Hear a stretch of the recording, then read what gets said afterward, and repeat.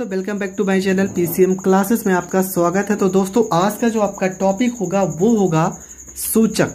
सूचक से आप क्या समझते हैं, संक्षेप में समझाइए। और इसके जो प्रकार हैं 2-3 वो भी आपको समझाना है। बोर्ड पेपर में कैसे प्रश्न आएगा और कितना आपको लिखना है, वो सारी चीज़ को मैं इस वीडियो में कवर करूँगा। पहले मैं बता दे रहा हूँ कि इस प्रश्न को आप याद कैसे करोगे। ठीक है, तो याद करने का सबसे पहले तरीका सीखते हैं।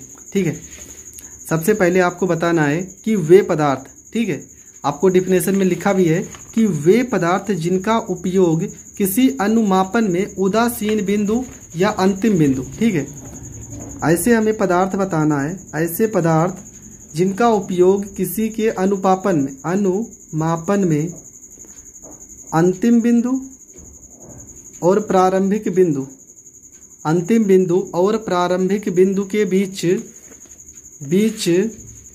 उदासीन बिंदु या अंतिम बिंदु को निर्धारित करने के लिए किया जाता है, सूचक कहलाते हैं। बस आपको इतना ही लिखना है कि वे पदार्थ जिनका उपयोग किसी अनुमापन में, ठीक है, किसी अनुमापन में उदासीन बिंदु या अंतिम बिंदु को निर्धारित करने के लिए किया जाता है, सूचक कहलाते हैं।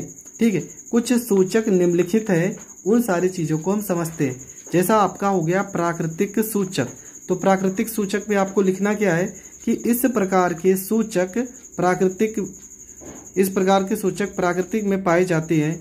ठीक है, प्राकृतिक सूचक क्या है? ऐसे सूचक जो प्राकृतिक में पाए जाते हैं उन्हें प्राकृतिक सूचक कहते हैं। जैसे कि लाल पत्ता गोभी, हल्दी आदि, ये सारी चीज़ें क्या है? ये सारी चीज़ें प्राकृतिक में पाई जाती हैं, इसलिए इनको प्राकृतिक सूचक कहते हैं। अगला आपका क्या लिखा है? अगला आपका है हेडिंग संश्लेषित सूचक। संश्लेषित सूचक में आपको क्या लिखना है कि प्रयोगशाला में निर्मित सूचक संश्लेषित सूचक कहलाते हैं। संश्लेषित सूचक किसे कहते हैं? तो प्रयोगशाला में निर्मित सूचक संश्लेषित सूचक कहलाते हैं। उदाहरण में हो जाएगा फिनाल फेथेलीन, मेथिल ऑरेंज आदि। ये हो गया आपका संश्लेषित सूचक का एग्जाम्पल। अगला आपका आएगा गंध युक्त सूचक। इसमें आपको क्या लिखना है?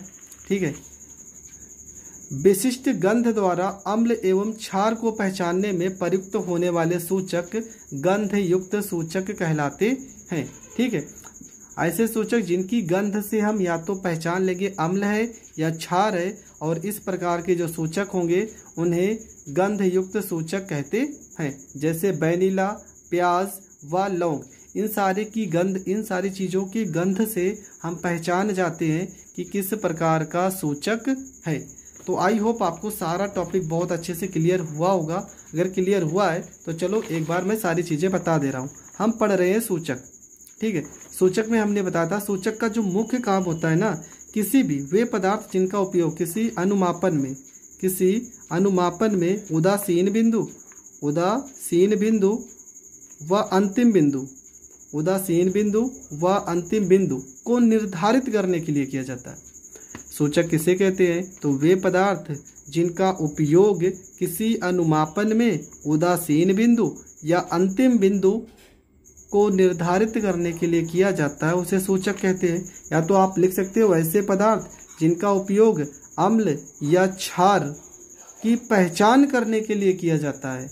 ऐसे पदार्थ जिनका उपयोग अम्ल या क्षार की पहचान करने के लिए किया जाता है, उसे सूचक कहते हैं। फिर लिखिए सूचक को 3 भागों में डिवाइड किए हो। पहला लिखिए प्राकृतिक सूचक। ठीक है, प्राकृतिक सूचक वे सूचक जो प्राकृतिक में पाए जाते हैं उन्हें प्राकृतिक सूचक कहते हैं। जैसे लाल पत्ता गोभी और यहाँ पे लिखिए हल्दी। ठीक है, ये प्राकृतिक में पाए जाने वाले सूचक है। दूसरा लिखिए संश्लेषित सूचक। ठीक है, इसमें क्या लिखिए हो? ऐसे सूचक जो प्रयोगशाला में निर्मित होते हैं उन्हें संश्लेषित सूचक कहते हैं। जैसे फिनाल फेथेलीन, मिथाइल ऑरेंज, इन सारी चीज़ों को। उसके बाद लिखिए हो गंध युक्त सूचक। ऐसे सूचक जिनको गंध द्वारा, ठीक है, अम्ल या क्षार की पहचान की जाती है, उसे गंध युक्त सूचक कहते हैं। जैसे प्याज, लहसुन, वेनिला। तो ये सारे के सारे सूचक का टॉपिक है और सूचक से रिलेटेड यहाँ तक प्रश्न आज तक पेपर में पूछे गए।